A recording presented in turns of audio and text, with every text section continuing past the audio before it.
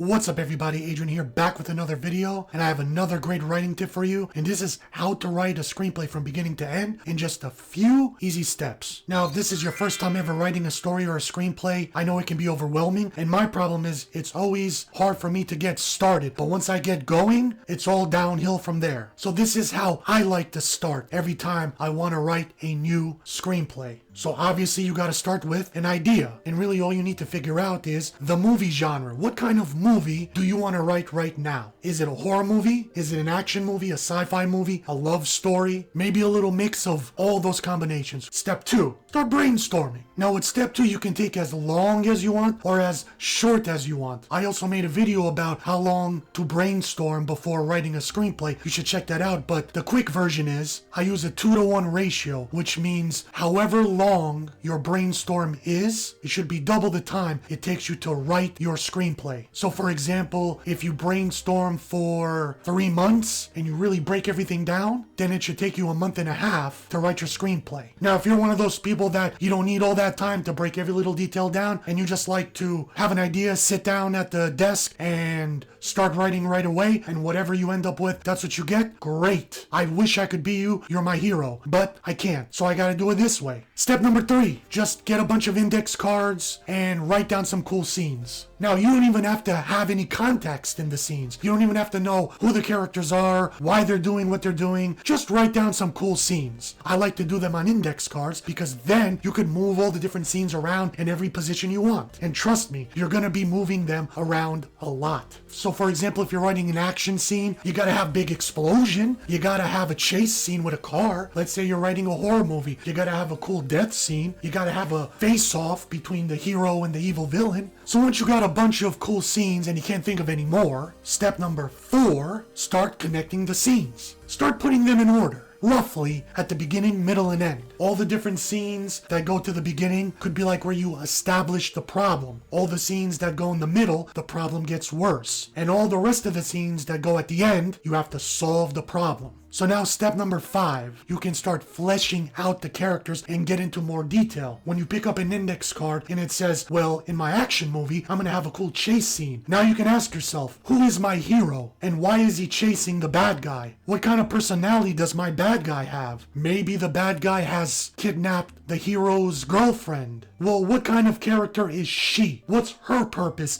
in the movie? And now all the pieces are starting to fall into place. So step number 5 is where you have the roughest draft you have ever written. The best way to describe this rough draft of how rough it is just get something down on paper. It doesn't even have to make any sense. But I've had many bad experiences where I'm in the process of writing my story and I get stuck on every little detail on the most dumbest of scenes because I'm constantly trying to figure out, well, should this character say it this way? Should I write this scene longer? Should I add this into the scene? But what about this character? And then my brain starts to explode. So the easiest way I have figured out is try not to think of too deep of details right away. Just get something down on paper so that when you walk away, take a break, and you get your mind back at ease, then you can come back maybe an hour later and you could pick up the paper and be like, well, at least I got something written down, as opposed to just staring at a blank page for days because you're too scared to write anything down because you want everything perfect. And you just wasted time and brain cells.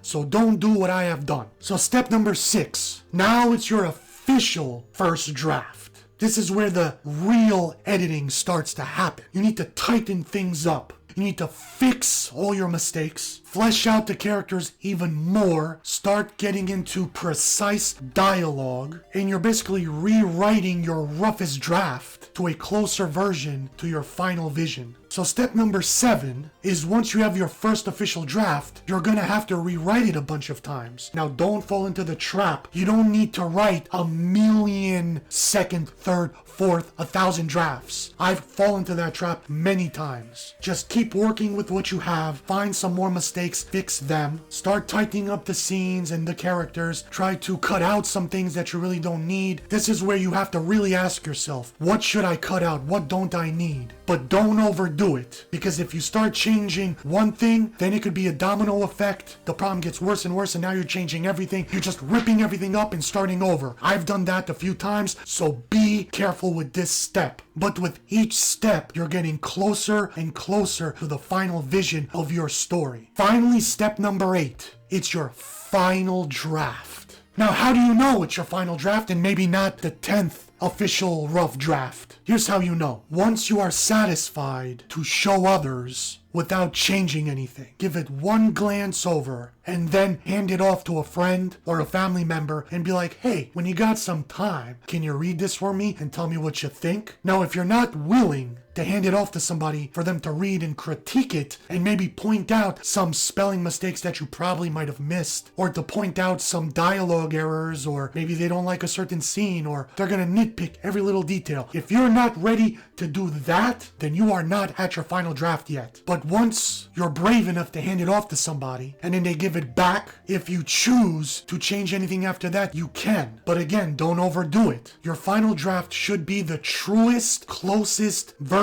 It should be movie quality ready, to the point where a director said, listen, we need a movie by tomorrow. You have any screenplays laying around? And you're scratching your head, you're like, yes, I just finished one. Try this. And you just hand it over, and then they're like, yeah, we'll turn it into a movie. Whatever happens, happens. If you're not willing to do that, then go back to step 7 and keep writing some more official drafts. So I hope these steps help you in writing your next screenplay. So thanks for watching. Until next time, see you next video.